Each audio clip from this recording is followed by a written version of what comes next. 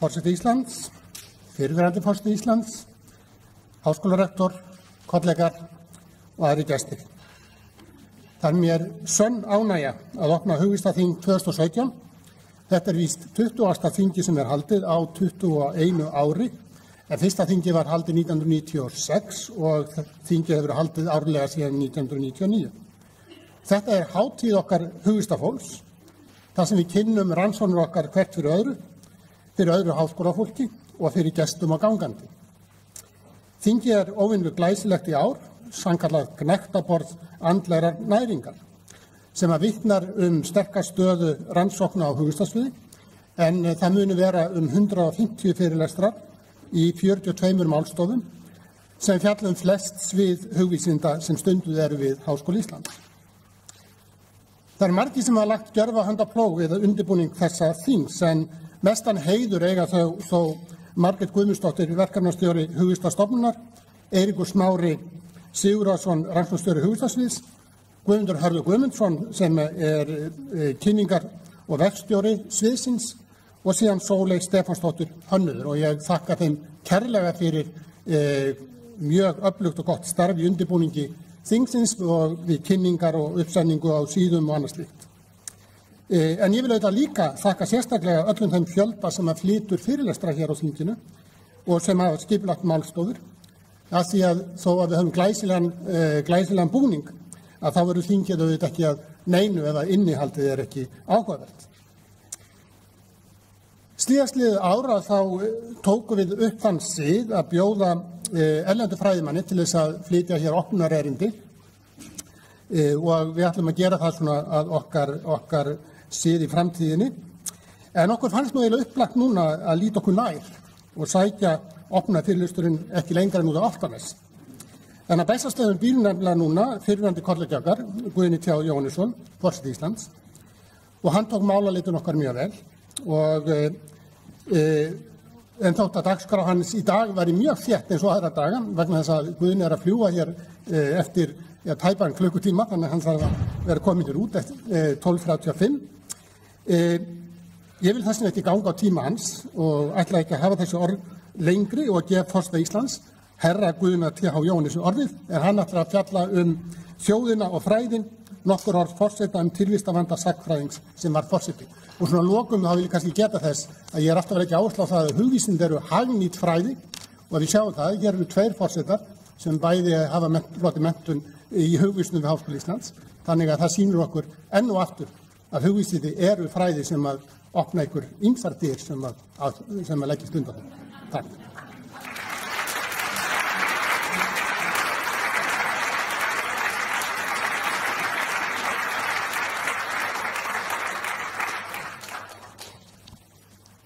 Fyrrverandi forseti, háskólarektor, góðir áheyrendur. Sú var tíð meðal þjóða. Forystumenn og sagnfræðingar stóðu saman í fylkingarbrjósti.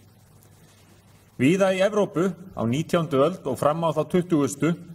var gengið út frá því að sagnarritarar ættu að hafa í heiðri málstað þjóðar sinnar, minna hana á afrek forfeðranna, oftar en ekki gegn illvígum fjendum, sýna fram á mátt einingarinnar og brýna fólk til frekari dáða. Hér á Íslandi var Jón forseti í þessum flokki. Síðar kom til sögunar Jón Jónsson Aðils og loka orð hans í gullöld Íslendinga, því víðlesna fyrirlestrariti, fanga þennan anda vel. Þá rækja menn best, minning hinna látnu, þeir taka þá sér til fyrirmyndar í öllu fögru og hefja merki þeirra hátt á framsóknarbrautinni. Minning feðranna framkvöð niðjanna. Upp úr miðri síðustu öld voru þessi sjónarmið enn ríkjandi á Íslandi. Áhrifamiklir og ólíkir stjórnmálamenn hömpuðu þeim svo eftir var tekið. Jónas frá Hriflu, Einar Olgeirsson, Ólafur Thors og fleiri skurungar. Sagnfræðingar voru fáir. Þeir lifðu og hrærðust í heimi sem kallaðist íslensk fræði. Og sitt hvað var til í því sem Halldór Laxness skrifaði í skáldatíma. Oft hefur mér fundist að sagnfræðingum okkar dytti helsti fátt í hug. tröll píndir af hefð, neyjast mest til að rekja sögur eftir þjóðhetjuformúlinni. Síðan varð breyting, í raun bylting.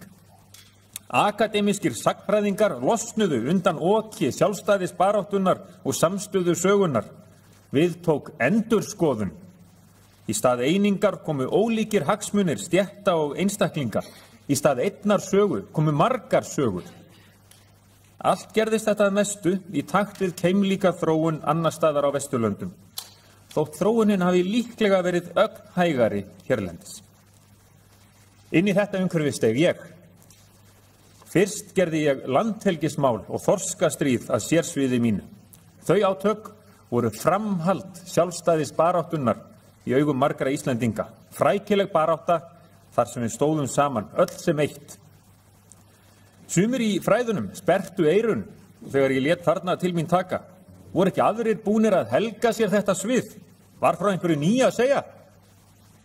Þá hljóp manni bara kappi í kinn. Nú skildi hetjusagan afhelguð. Það var metnaðarfullur ungur sagnfræðingur sem lauk fyrirlestri á söguþingi árið 2002 sem síðan birtist á prenti með þessum orðum. Hefur það langur tími liðið frá lokum þorskastríðanna að Íslendingar geti vegið þau á metið á sama hátt og menn hafa til dæmis verið að endurskoða sjálfstæðisbaráttuna. Baráttunni fyrir sjálfstæði Íslands lokið, sagði Guðmundur Hálfdánarson, sagnfræðiprófessor, til dæmis miðjan síðasta áratug, sagði ég sem sé 2002. Og hélt svo áfram, hetjuljóminn sem einkenndi sjálfstæðissöguna á ekki lengur við. Enda má líka vitna í þau orð Guðmundar að frekari skrif sjálfstæðisbaráttuna á næstu árum muni að öllum líkindum reka síðasta naglan í líkistu einingar sögunar. Saga þorskastríðanna þarf á svipaðri endurskoðun að halda, sagði ég þarna. Þetta greinakorn að því leyti einn lítill nagli í líkistuna fyrir einingar og hetjusögu þeirra. Þorskastríðunum lokið. Árin liðu. Ég gerði að umfjöllunarefni þann mun sem ríkti gjarnan milli söguskoðunar almennings og valdhafa annars vegar og fræða samfélagsins svonefnda hins vegar. Fólkið í landinu býsnaðist yfir sjálfumglöðu fræðafólki í fílabeinsturni. Í háskólunum kvörtuðu sumur aftur á móti undan því að fávís líðurinn fylgdist ekki með nýjustu straumum og stefnum. Ég fjallaði líka afstöðu ýmissa ráðamanna til fortíðar Íslendinga. Mér fannst þeir gjarnan sjá söguna í rómantísku ljósi. Að þeir tækju sér til fyrirmyndar löngu gengna menn með löngu úreltar skoðanir. Í stað okkar hinna, sem hefðum tekið söguna til gagngerðrar endurskoðunar, værum í fararbroddi fræðanna og nytum þá ferskra vinda að utan. Öll þessi skrif fjallu í kramið í fræðasamfélaginu. Meðal almennings var því ekki varfið mikinn uppsteyt, en sumir valdhafar gagnrýndu fræðafólk sem gerði lítið úr liðnum afrekum þjóðarinnar. Þau orð tók ég stundum til mín, en hertist bara í þeirri skoðun að sumir ráðamenn væru bara allt og rómantískir í anda Jóns forseta, Jóns Aðils og Jónasar frá Hriflu. Þeir smíðuðu ímyndaða sögu einingar og hetjudáða og notuðu hana sem vopn til að sameina þjóðina. En svo fór ég í frambúð.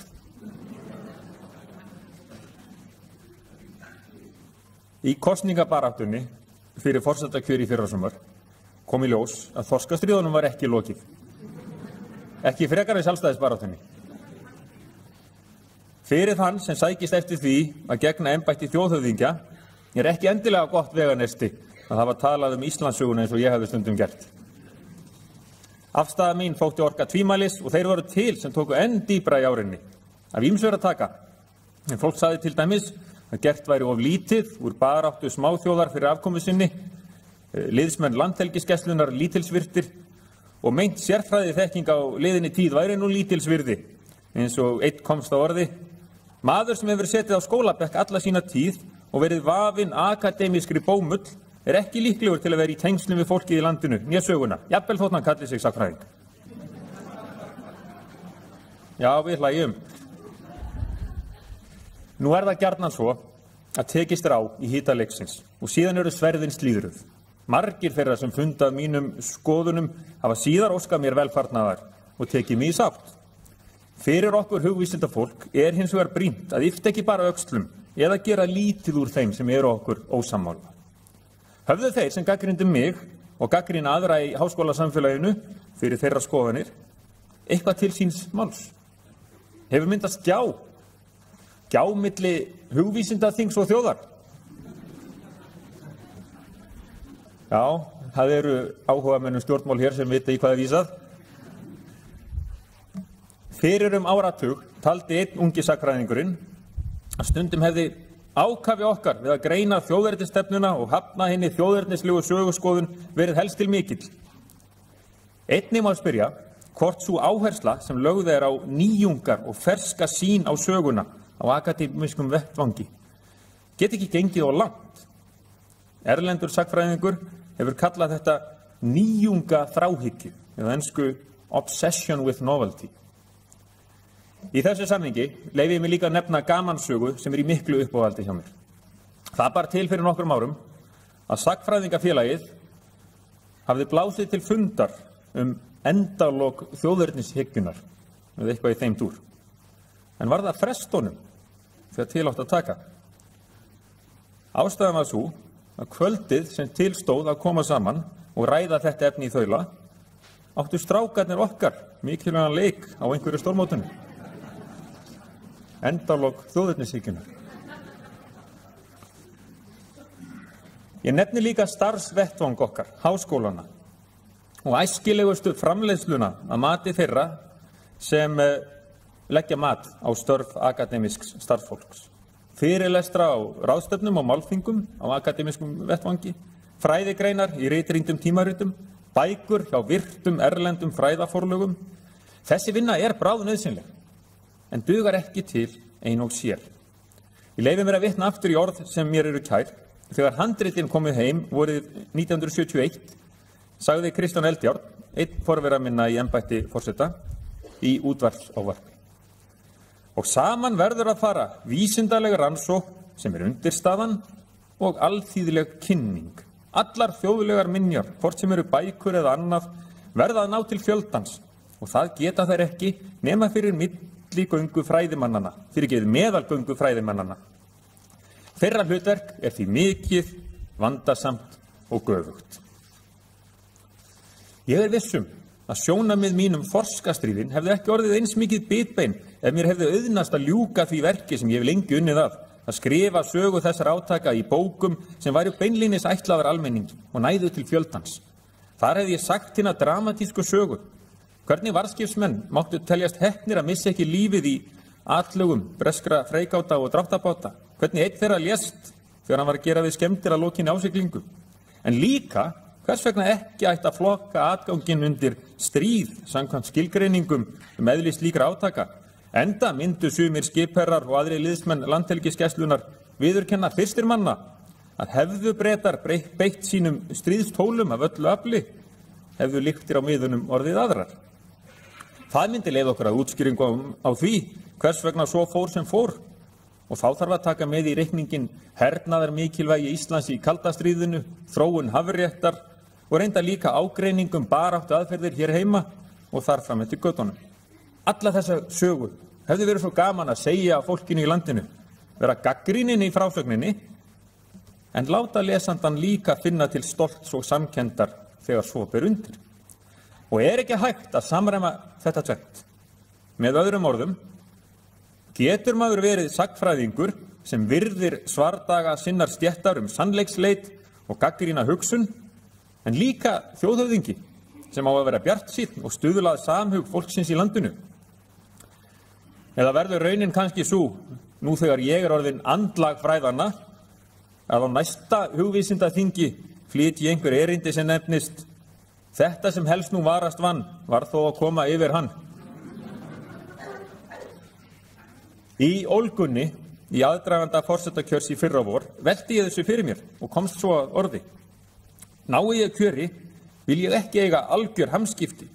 Ég vil ekki verða forsetinn sem talar fjálglega sigur okkar í þorskastríðunum og eininguna sem alltaf ríkti og vona að enginn googli mig. En Ég myndi vilja fá þjóðina til að skilja að við getum sagt söguna í öllum sínum margbreytileika án þess að við verðum sakaður að gera lítið úr afrekum þeirra sem stóðu í stafni. Í þessu felst tilvistarvandi sagnfræðingsins sem varð forseti. Þegar ég náði kjöri varð ég ekki aðeins að leggja á hilluna að skrifa þorskastríð. Fleiri verk fóru í bið, þótt vera megi að þau líti dagsins ljós síðar. Fyrir nokkrum árum vakti ég máls á þeirri hugmynd að segja sögu Íslendinga í sjónvarpsþáttaröð. Samdi greinagerð, átti fundi, ýtti málinu áfram og hver veit hvað gerist. Í rökstuðningi sagði ég meðal annars þættina. Í þeim verða 3 meginþræðir. Í fyrsta lagi, daglegt líf fólks úr öllum stéttum, á öllum aldri og að báðum kynjum. Í öðru lagi, formgerð samfélagsins, lög, stjórnmálaþróun og helstu atburðir. Og þriðja, samskipti Íslendinga við umheiminn og framlag þeirra til heimsmenningar og mannkynssögu. Stuðst verður við nýjustu rannsóknir og haft að leiðarljósi að almenningur hafi bæði gagn og gaman af þáttunum. Samhliða þeim verður gefin út bók efni þeirra og til greina kemur að gefa einnig út margmiðlunarefni sem nota má til kennslu.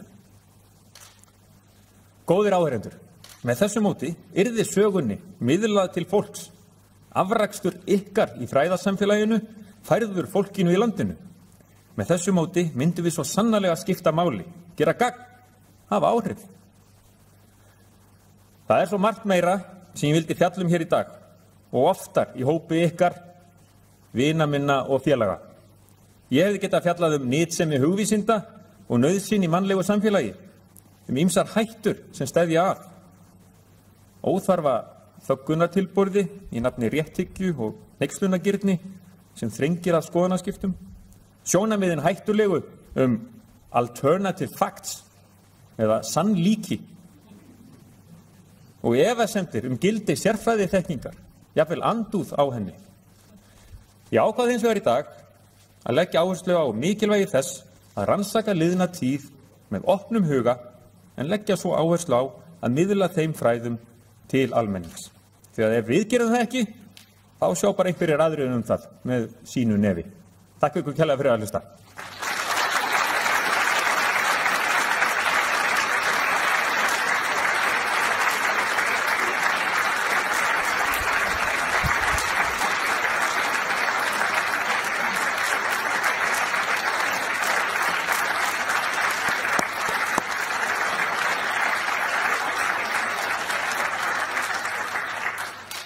Ég þakka Guðna T.H.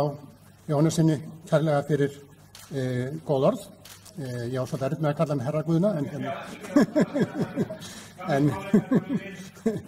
en ég skal sannarlega hjálpar að taka þátt í þessari þáttagerð ef það einhver gagn að mér, þannig að ég forsetaembættið lítur nú að geta ýtt einhverju svona áfram og mér líst vel á hugmyndum. Nú nú eiginlega þessari setningar athöfn að mestu lokið. Ég með 2 svona tilkynningar. Fyrsta lagi þá ætla ég nú þegar að boða til næsta hugvísindaþing, svo áður en þetta hér byrjar. Það verður haldið sem sagt dagana 9. og 10. mars á ári. Þetta verður fasta dagsetningar. Við ætlum ekki að bjóða Guðna aftur, þannig að við getum þá fjallað hann á næsta hugvísindaþingi eins og hann stakk upp á áðan. Við erum málstofunni þegar komin. Staðinn þá hefðum við bjóða og hefur boðið Marínu Orner sem einhvers staðar á milli sagnfræði, bókmenntafræði og heimspeki en reyndar rithöfundur líka. Hún sérfræðingur í frásögnum, góðsögnum og ævintýrum og hún hlaut Holberg-verðlaunin árið 2015 sem eru eins konar næstu því Nóbelsverðlaun í hugvísindum sem Norðmenn gefa. Og hún hefur fengið svo mörg verðlaun að það ekki hægt að telja þau upp hér. En hún mjög viljug að koma og segist aldrei að koma til Íslands, þannig við hlökkum mjög til að fá hana til að tala við okkur á næsta ári.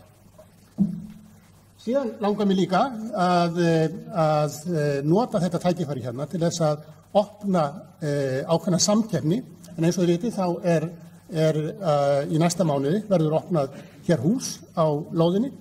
Hús sem í ber nafn Vigdísar Finnbogadóttur eins og en það sem sagt meiningin núna að setja af stað samkeppni heiti hússins og það er sem sagt samkeppni heiti á húsi stofnunar Vigdísar Finnbogadóttur. Það verða veitt verðlaun fyrir besta nafnið og það verður sérstök nefnd sem kemur til með að fjalla þau undir forystu Eiríks Smára Sigurðarsonar og síðan tekur háskólaráð endanlega ákvörðun nafnið. En húsið verður sem sagt vígt 20. apríl næstkomandi og það frestur til að skila tillögu undir 20. mars og við höfum búið til sérstakar síður hvað á húsið að heita og ég bara opna mig hérna og nú sjá hvað það er. Þannig að nú síðan opnuð. Ég hvet alla til þess að leggja höfuð í bleyti, senda inn nafn af því að eitthvað verður húsið að heita. En ég þá býð öllum hér með til svona létts hádegisverðar hér fyrir framann. Mér skilst að margir að þetta verði mjög nútímalegt, þetta er svona næstu í vegan. Það er allt þannig núna í dag. Þannig er það á morgun? Ok, þið borðið það vel í dag og fáið vegan á morgun. En ég set það bara tingið og segi bara góða skemmtun og ég vonast til að sjá sem flest. Eins og sagði í mínum vikulega föstudagspósti í morgun, hann fór nú víst út fyrir núna 12:30 af því ég ætla ekki að vera undan þessu, að bjóðið endilega vinum og kunningjum að mæta af því að hugvísindi eiga erindi við alla. Góða skemmtun.